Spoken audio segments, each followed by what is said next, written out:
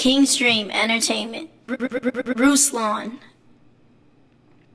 So there's been a ton of talk going on around the idea of the radical left, of cultural Marxism, of it infiltrating our universities, it infiltrating our colleges, it infiltrating our media, the tech world, so on and so forth. And so a lot of people are concerned, I guess to an extent rightfully so. But I want to make the distinction of what this is, what I think people mean it is, the wording. I think maybe some of the wording is weird. The big idea here is there's traditional values that Americans hold, conservative values, family, liberty, so on and so forth, right? Which are good values, by the way. And so there's conservative values, there's those values, there's more conservative fiscal values, don't spend money you don't have, so on and so forth. And then there are historically colleges, media has been liberal. Now liberal and leftist, I'm just learning this, are not the same thing. Okay, they're not the same thing.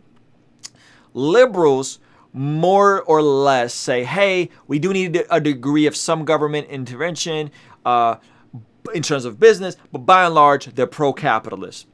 Leftists are saying we need to go to more of a socialistic policy where the government controls some of these jobs and sectors, right?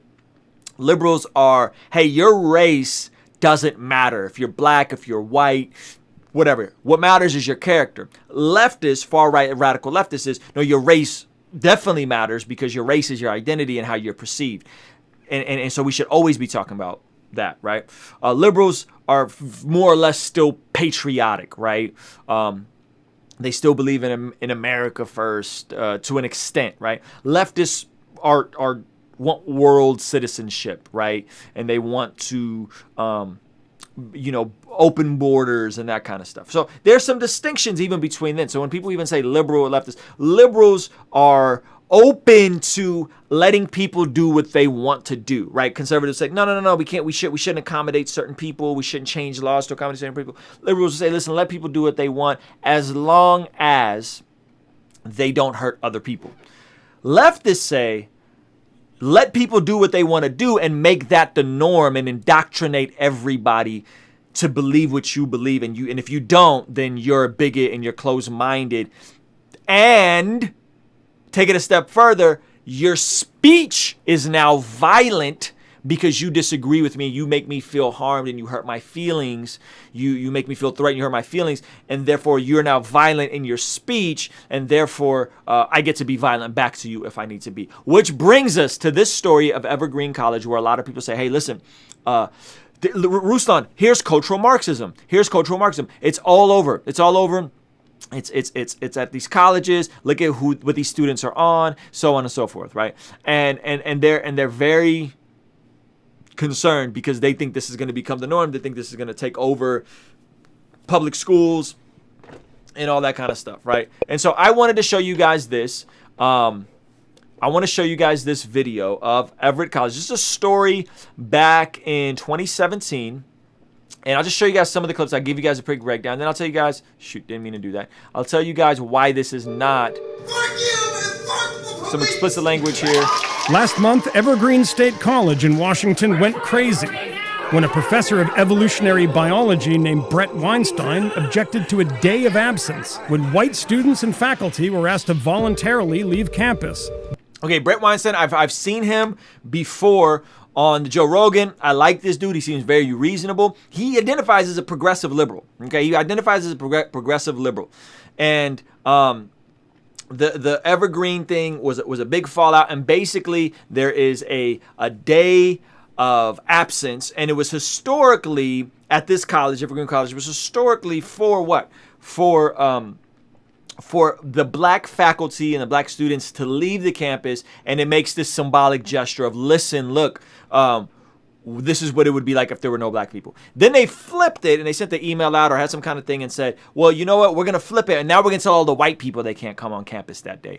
And he gets frustrated and says, no, this isn't right. We're segregating. This isn't okay. And basically says this is racial segregation, gets called out for being a racist, right? Which this guy is not a racist.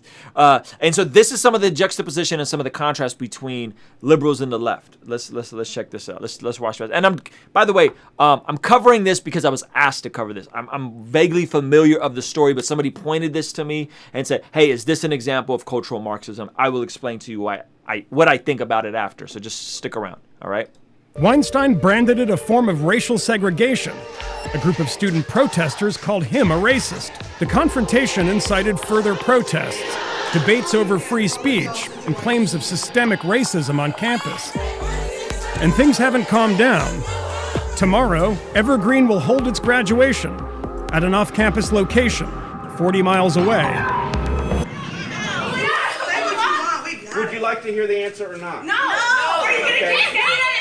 This is the video, viewed by millions, that put Evergreen State and Weinstein in the national spotlight. This is not a discussion. You have lost that one.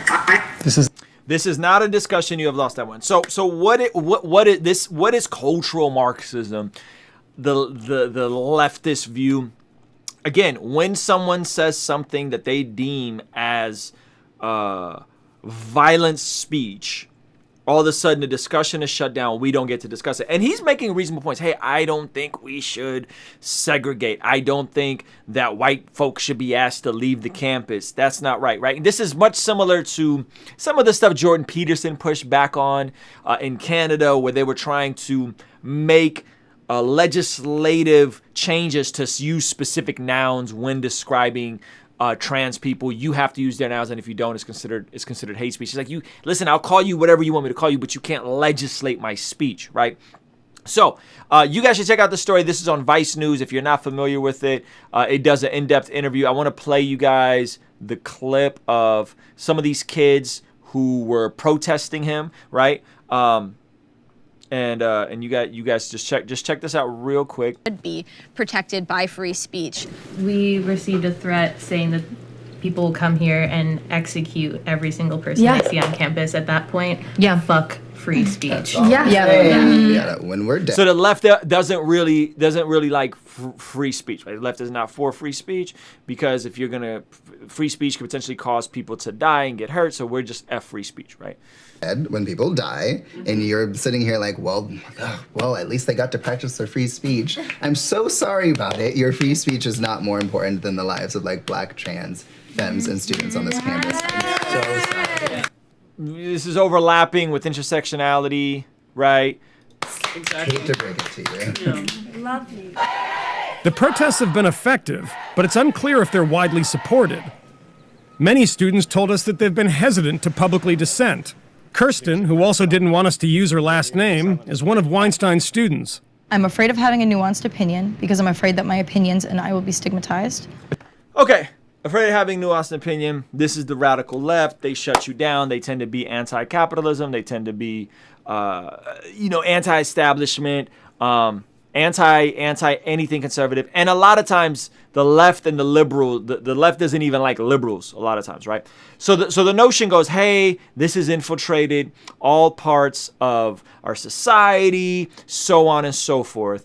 And therefore, and these words get overused a lot. There's a difference between Democrat, left, and liberal, right? And now they're just kind of all lumped, or leftist, right? Now they're just all kind of lumped in together. Now, why do I say all this, right? Listen, most people when they're young tend to be more liberal. They tend to be more leftist. They tend to be more Marxist. Because they just haven't lived a ton of life yet, right? Most people who are young tend to kind of lean this way. If you guys have gone to a public college, I remember these kids. I was never one of these kids because I was always a free thinker, but I remember these kids. Like, I remember the real kind of loosey-goosey leftist, free love, free all this stuff. And by the way, free love goes back to the 60s. This stuff has been going on. So when people say cultural Marxism, what they're really saying is, hey, all cultures need to be viewed equally, because Marxism is about equality, equality of outcome. And we're going to attach that to all cultures being viewed equally. However, the tough part about that is that nobody actually identifies as a cultural Marxist. There are people that identify with Marxism ideology, and then there are people who tend to be leftist, and then we start projecting these words on them, right? Cultural Marxism. Here's a better word for it. Here's a better word for it. And this was what people were afraid of when I got saved, is they were afraid of, you ready? They were afraid of postmodernism. That the society, morality, relativity, everything has moved on, and there is no absolute truth, and there is no morality, and there is no standards. We're just postmodern. Everything is postmodern. That was what people were afraid of. Now that's kind of morphed into cultural Marxism, the leftists, all this kind of stuff. Here's why I don't care. Here's why. Ready? Do some of these people have influence? Yes.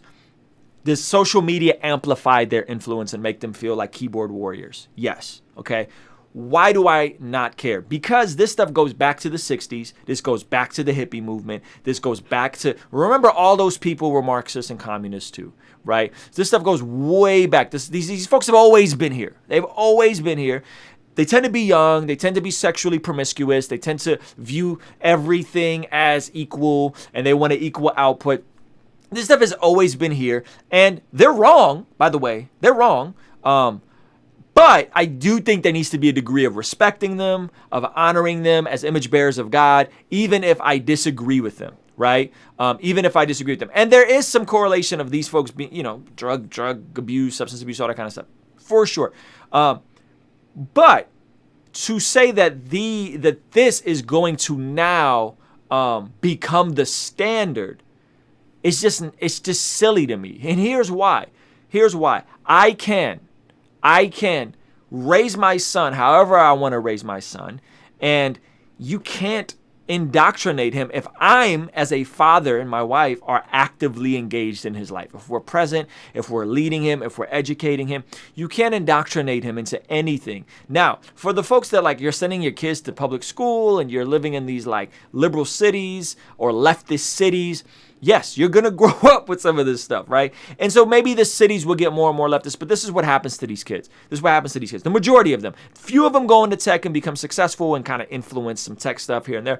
By and large, what happens to these kids is, you know what? They grow up, they get jobs, they want to settle down, have a normal life. Overwhelming majority of the population ends up getting married, having kids, so on and so forth. I don't see these folks as a threat, in my opinion. This is just my opinion. This has been around since the 60s. We know what the consequences of free love and drug use and all this kind of stuff do. We know what the consequences of postmodernism is. We know what the consequences of secularism is.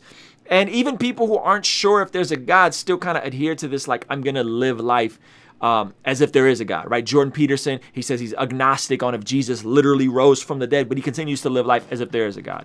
And so I think it's important for us to know these distinctions and for us to know what it all means and not just generalize everybody under the same umbrella, okay? So those are some of my thoughts. It concerns me. This is not something that I spend a ton of time worrying about because I think ultimately, who's responsible for the belief and the tone that's set in my home is me and my wife and my family. That is who's responsible, not the education system, not social media, not any of those things. That's not and can those folks influence us? Yes, I think by and large they're going to grow up.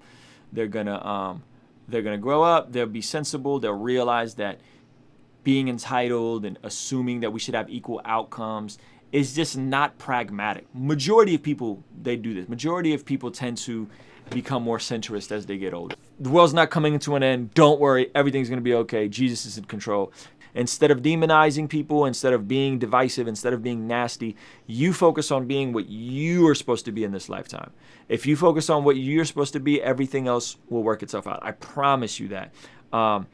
No single person holds that much power over us to ruin our lives or anything like that, ruin our country or anything like that. All right. So be hopeful, remain hopeful. All right.